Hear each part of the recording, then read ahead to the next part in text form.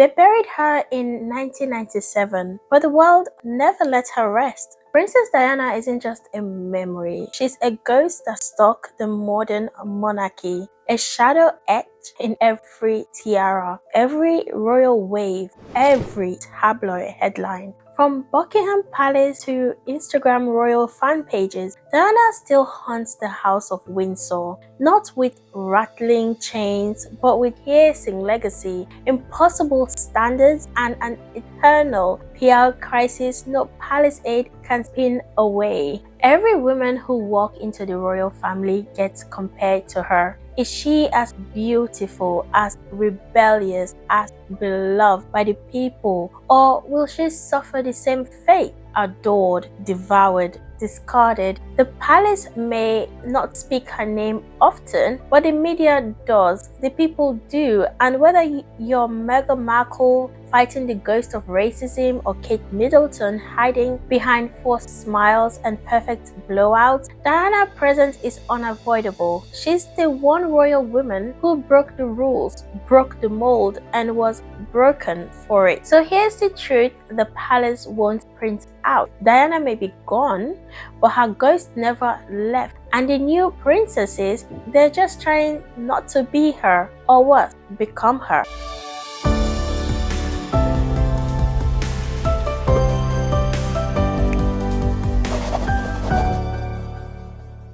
The Crown's most dangerous woman. Diana Spencer didn't marry into the royal family. She crash-landed in it. At 20 years old, she said "I do" to Prince Charles and instantly became both a fairy tale heroine and a sacrificial lamb from day one. Diana wasn't like the other royals. She smiled too brightly, hugged too many children, cried too often, and worst of all, upstaged her husband. The press call it charming. The palace call it a problem. Diana wasn't trained in royal protocol, but she was trained in the art of survival. Raised in privilege but marked by divorce and insecurity, she entered the House of Windsor with emotional wounds they couldn't see or didn't care to. Charles, for one, who didn't seem to notice his bride was imploding while he was busy pining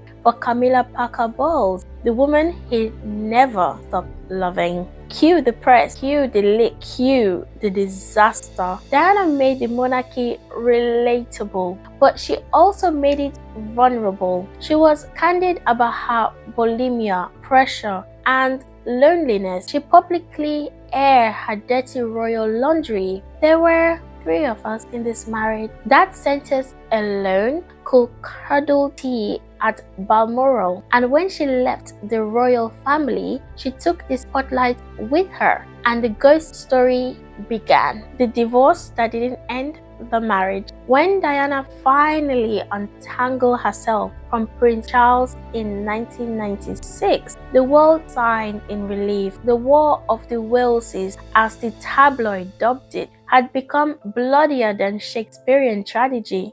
But the ink on the divorce paper wasn't even dry before the real hunting began. Diana had been silenced, but not erased. The palace thought that they've clipped her wings, stripped her title, Her Royal Highness, gone in a puff of protocol, and dimmed her influence. But like any woman scorned by both her husband and the crown, Diana became more powerful outside the system than within it. The paparazzi frenzy only escalated. She was hunted in designer sunglasses, photographed in swimsuits or yacht, and trailed across continents. The palace underestimated the public obsession. Diana wasn't just a princess anymore. She was a myth, a martyr, a rebel queen, exiled by the cold-hearted institution.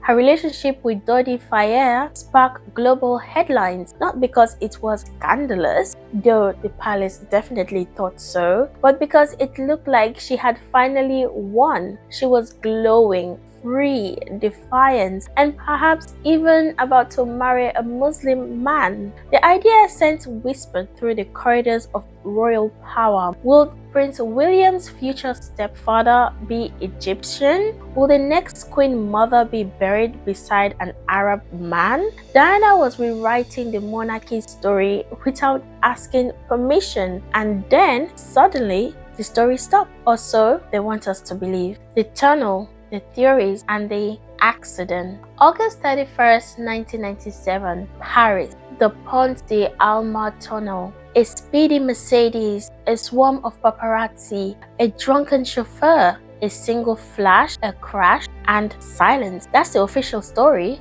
But if you believe that's the whole story, you haven't been paying attention. From the moment news broke of Diana's death, something didn't smell right. Why did the car speed so recklessly? Why wasn't Diana wearing a seatbelt when she was famously paranoid about car safety? Why was her body embalmed before an autopsy could be performed? Why did CCTV cameras mysteriously malfunction that night? The conspiracy mill exploded. M16 involvement, royal hit job, a cover-up to protect the line of succession, and while no investigation proved foul play, the public didn't need court evidence. They needed a villain, and Buckingham Palace fit the bill. More than grief, what followed Diana's death was rage. The Queen's delayed public response, cold. Charles flying to retrieve her body, too late. The royal stiff upper lip turned into a national punchline. The people wanted tears. They got protocol. They wanted mourning.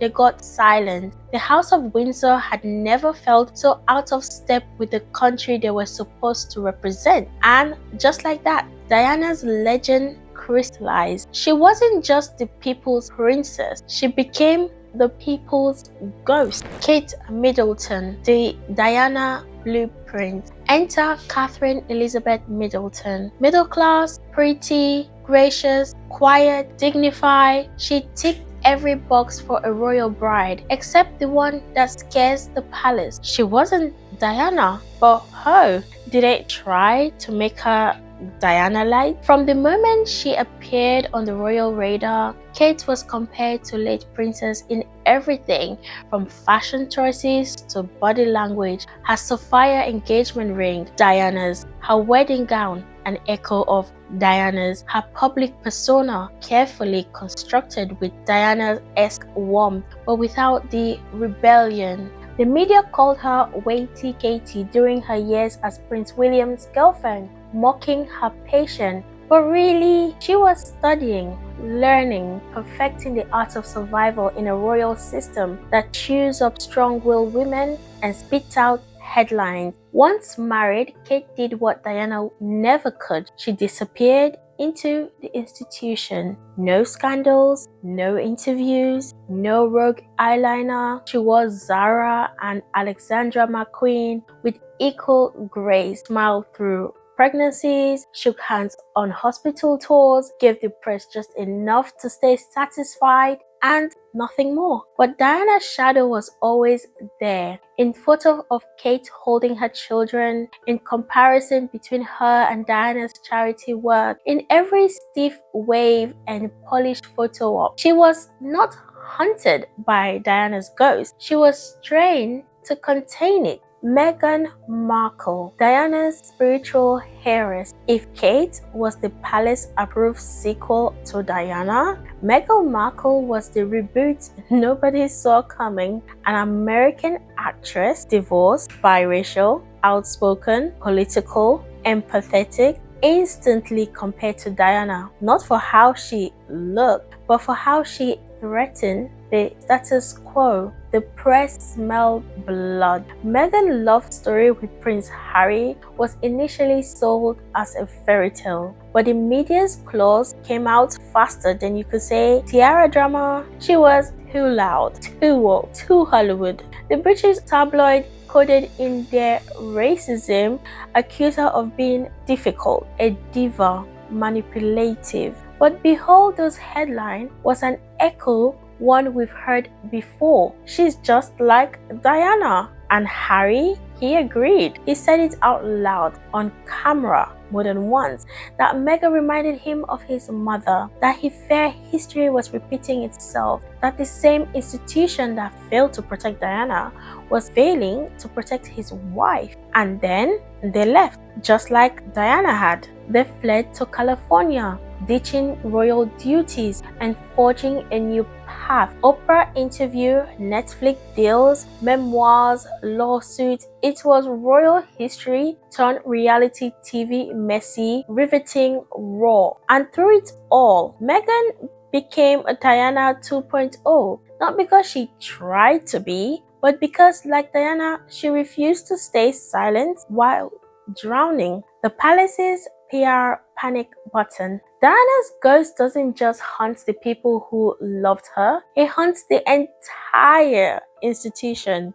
The monarchy today is a brand, and Diana broke it, not intentionally, but once she showed the world that royal women could cry, rebel, tell the truth, and leave, the crown could never go back to its old fairy tale. Every royal move now is measured against the "what will Diana do?" meter. When Kate disappeared from the spotlight, tabloids whispered, "Is she okay?" Just like they once whispered about Diana's vanishing act. When Meghan is praised for her activism, the palace gets twitchy, too much Diana energy. When Prince Harry talks about mental health, grief, and therapy, it's his mother's voice echoing through his. The palace, in turn, overcorrect, tighter media control, polished Instagram posts, rehearsed smiles, strategic appearances. They've built a most of PR professionals and protocol to prevent another Diana-level PR meltdown. But the Moet leaked because people don't want perfect princesses anymore. They want the mess, the humanity, the Diana. Diana didn't need to rise from the grave because the palace never let her die. Her legacy is in the details, the carefully curated public appearances, the stiff smile hiding private storms, the endless senior sources and press leaks. Every princess who follow her has walked into a throne room full of her echoes. Kate was cast as the perfect one. Meghan became the problem one, both trapped in different versions of the same ghost story. The monarchy tried everything to exorcise Diana, but you can't ghostbust a legend. She's in the eyes of Prince Harry when she talks about mental health, in William's calm, PR polished persona, in Meghan's tearful confession, in Kate's tight-lipped silence. She's the uncomfortable question behind every public wave, royal tour, and picture-perfect family Christmas card. She's not resting in peace because the institution that failed her still can't admit it. They didn't just lose a princess, they lost their grip on the narrative. And no matter how many golden jubilees, royal weddings, or coordinated Instagram campaigns they throw at the public, one truth remains. Diana is the monarchy's most unforgettable woman because she's the one they couldn't control, and that still haunts them. So here's a question for you. Is Diana's true revenge not in the tabloids or the conspiracy theories, but in how every royal woman since has been forced to live in her shadow? What if the monarchy's greatest threat isn't scandal, divorce, or modernity, but the ghost of a woman who refused to play by the rules? Let us know in the comments below. Ready for more royal intrigue and timeless tale? Check out the next video on screen to uncover another fascinating chapter in history. Don't forget to like, subscribe, and hit the notification bell to stay up to date with all things royal. See you in the next video.